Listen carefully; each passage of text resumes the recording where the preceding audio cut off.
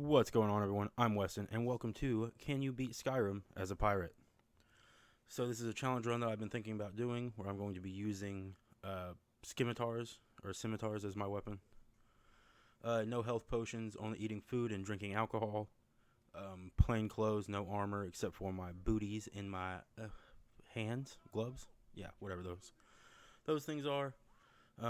Also, any treasure maps I stumble across, I'm going to make it my sole mission to find that treasure. So we're about to get into the character creation here. I went with a red guard. Kind of made him look kind of piratey, you know. Like, yeah, right there. And then I gave him a very appropriate name, given this pirate run.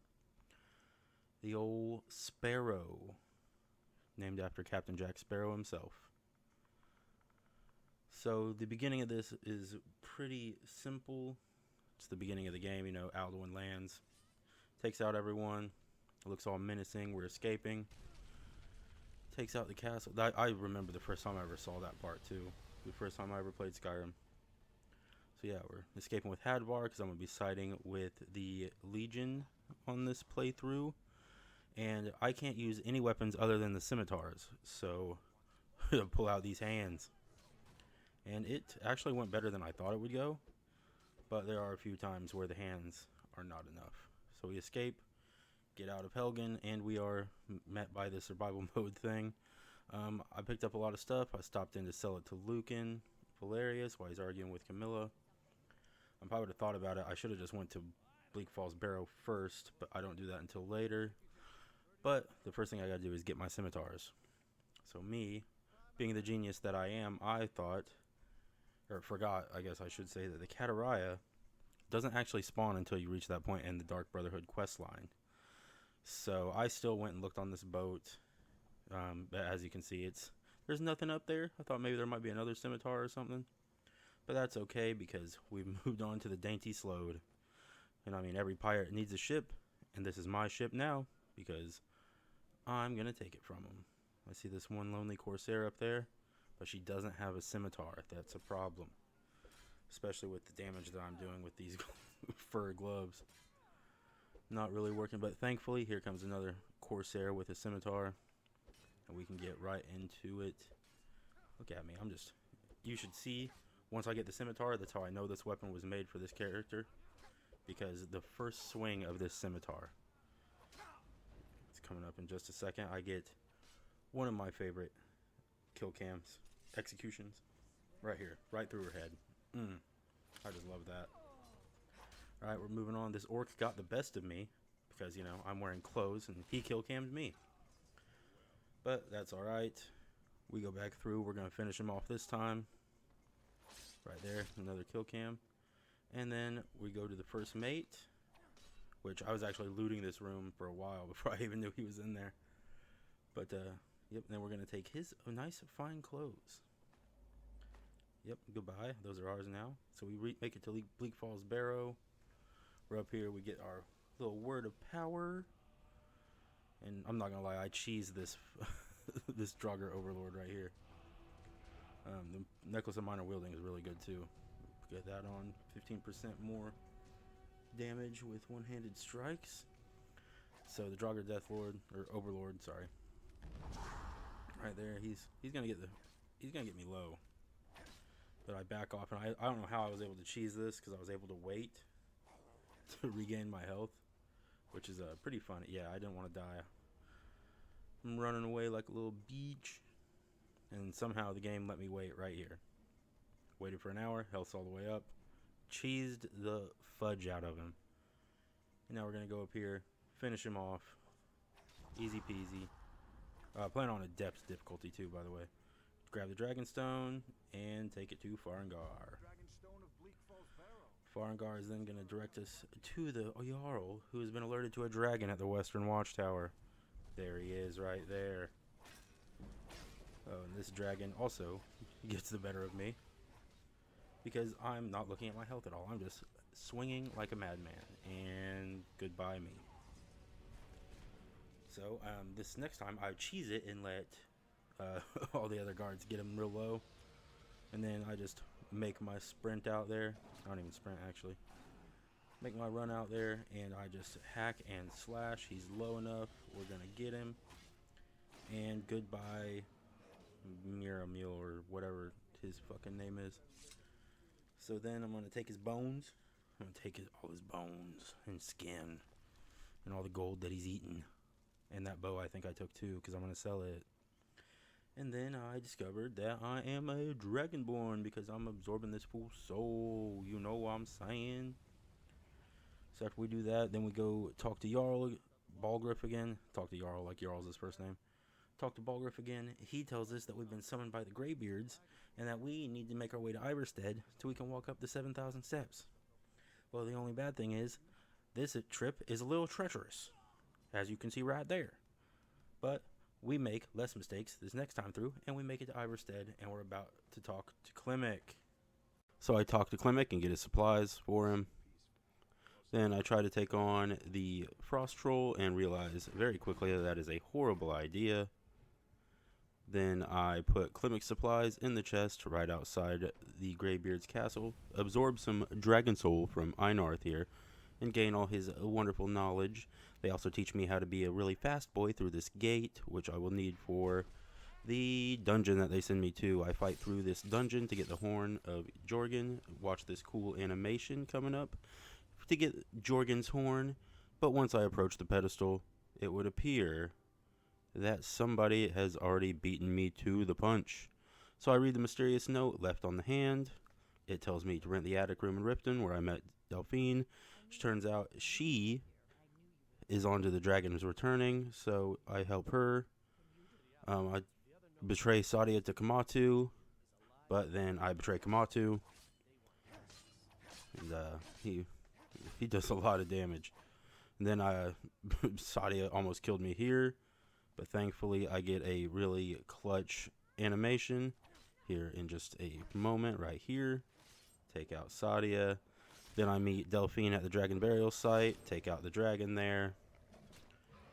Get one of the coolest well, that's not really cool looking right there because of the glitch, but we get the animation to take out the dragon.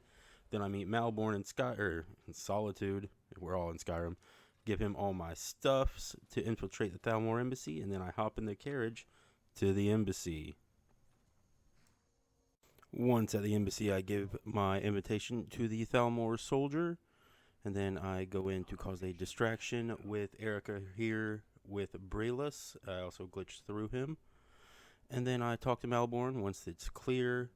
Go through the kitchen with the kitty cat, Khajiit, who is none the wiser to our actual plans. These Thalmor out here in the courtyard give me a little bit of trouble, especially the wizard, because look how low my health gets. I run away like a scared little child. But then I get this cool animation on this guy. Go down to the prison cell thing, get the dossier on Esbern. Then we kill these Thalmor soldiers to save Malborn. At least I'm pretty sure I saved him. He looks alive right there. Gotta get one more. And Malborn is alive? Looks like he's alive. He's alive and well. That is a plus. Then we get the interrogation chamber key, go through the hatch, and then we avoid the Frost Troll on our way out of the cave. So I meet back up with Delphine, tell her about Esbern, and she sends me to Ripton to the Ratway to look for him. But first, I downloaded some mods for new pirate clothes, and this guy in the Ratway damn near did me in. But that's okay, I expertly maneuvered away from him, because he will not follow you down there. Alright, and then I run into these Thalmor guys right here, and they give me a run for my money. I try to take him back to the Ragged Flagon, because I thought that the Thieves Guild guys would help me, but lo and behold. But that's okay. 600 cheese wheels later, and I took one out, and now I'm about to drink a whole bunch of booze so I can get my stamina back up. Some Blackbriar mead, Alto wine, a bunch of Alto wine actually. Get that stamina all the way up. Now we are good to go with the power attacks. Kind of back off a little bit, trying to conserve what little health I have. But one more, and here is the finishing blow. Then I find Esbern, talk to him about the dragons coming back and let him know that I am indeed a dragonborn. And then he goes back to Riverwood to have his little rendezvous with Delphine. And then we talk about journeying to Alduin's Wall. So I travel my way on down to Karspire, and I avoid the gigantic battle in the beginning by cheesing my way from the top rope, switch the pillars around, get the little bridge to fall, and then we're at Alduin's Wall. Esbern tells me that there's some way to beat Alduin. Then Delphine tells me that I need to go to the Greybeards to figure out what that shout is to defeat him. Then the Greybeards rock my shit, and then I get to meet Paarthurnax, and Paarthurnax tells me that I need an Elder Scroll, because the ancient Nords used one to send Alduin forward in time. So I go to Septimus Cygnus, and he tells me the location of the Elder Scroll being Blackreach, and then he gives me the sphere and the lexicon and sends me on my way. So I fought my way down to Blackreach and died to one shot, but I got the Elder Scroll. I did hit all the buttons and made all the whirligigs move. And look at that, and its nice little Fabergé egg. And then, oh yes, I don't even want that journal, but I grab the Elder Scroll right here, take it up to the throat of the world and read that sucker.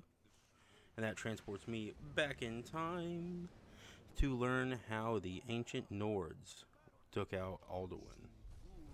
And then Alduin shows up, I give him the what for, and then once he's down, he is not out though. He leaves, and I have to learn where he's going. So Paarthurnax tells me I need to trap a dragon in Dragon's Reach in Whiterun. But before we could trap the dragon, I had to negotiate peace terms for the civil war between the Empire and the Stormcloaks. But then we trap Odahviing right here in Dragon's Reach and convince him to fly us to Skuldafn, as long as we promise to keep him free. So we hop on his back and we fly so majestically off into the Aurora Borealis looking sky thing. Then we skip everything in Skuldafn and run past everyone and jump into Sovngarde.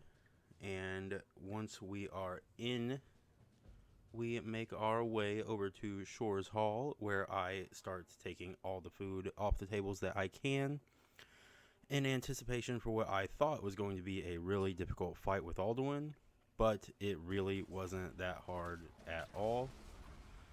Took him out, and I love the animation of watching him die. It's so cool looking. I can just sit and stare at it, just in silence. Okay, maybe not that much silence, but yes, and that is how you beat Skyrim as a pirate. But I also realized that I didn't do any of the treasure maps, so as soon as I got done here, I went ahead and just did the most basic one right outside of Helgen. Take out the bandit, take her gold lockpick and the treasure map on her, and we check it out, and it looks like there's a little chest inside a log right outside of Riften, a little hollowed out log. So I travel, find the log, and I get all the goodies out of it. Gold, garnet, I do golden ruby necklace, and quite nice. But yeah, everyone, thanks for watching this video of Can You Beat Skyrim as a Pirate? Leave a like, comment, and subscribe for more content like this. Peace.